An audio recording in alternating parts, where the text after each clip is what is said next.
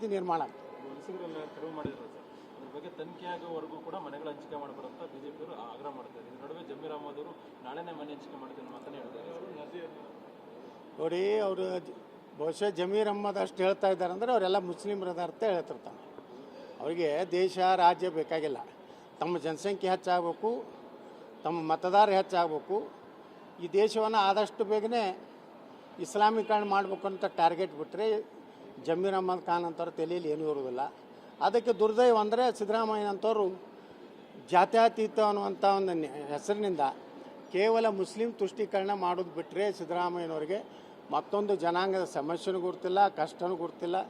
ಅದರಲ್ಲಿ ತೊಡಗಿದ್ರಿಂದ ಇಂಥ ನಿರ್ಣಯಗಳು ಇವತ್ತು ಆಗ್ತದೆ, ನಿರ್ಮಾಣ ಆಗ್ತದೆ. ವಲಸಿಗರೆಲ್ಲ ತೆರವು ಮಾಡಿದ್ರು ಸರ್, ಅದ್ರ ಬಗ್ಗೆ ತನಿಖೆ ಆಗೋವರೆಗೂ ಕೂಡ ಮನೆಗಳ ಹಂಚಿಕೆ ಮಾಡಬಾರಂತ ಬಿಜೆಪಿಯವರು ಆಗ್ರಹ ಮಾಡ್ತಾರೆ. ಇದ್ರ ನಡುವೆ ಜಮೀರ್ ಅಹಮದ್ ಅವರು ನಾಳೆನೇ ಮನೆ ಹಂಚಿಕೆ ಮಾಡ್ತೀನಿ ಮಾತನೇ ಹೇಳ್ತಾರೆ.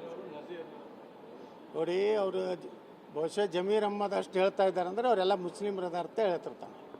ಅವರಿಗೆ ದೇಶ ರಾಜ್ಯ ಬೇಕಾಗಿಲ್ಲ, ತಮ್ಮ ಜನಸಂಖ್ಯೆ ಹೆಚ್ಚಾಗಬೇಕು, ತಮ್ಮ ಮತದಾರ ಹೆಚ್ಚಾಗಬೇಕು, ಈ ದೇಶವನ್ನು ಆದಷ್ಟು ಬೇಗನೆ ಇಸ್ಲಾಮೀಕರಣ ಮಾಡಬೇಕು ಅಂತ ಟಾರ್ಗೆಟ್ ಬಿಟ್ಟರೆ ಜಮೀರ್ ಅಹಮದ್ ಖಾನ್ ಅಂತವ್ರ ತಲೆಯಲ್ಲಿ ಏನೂ ಇರೋದಿಲ್ಲ.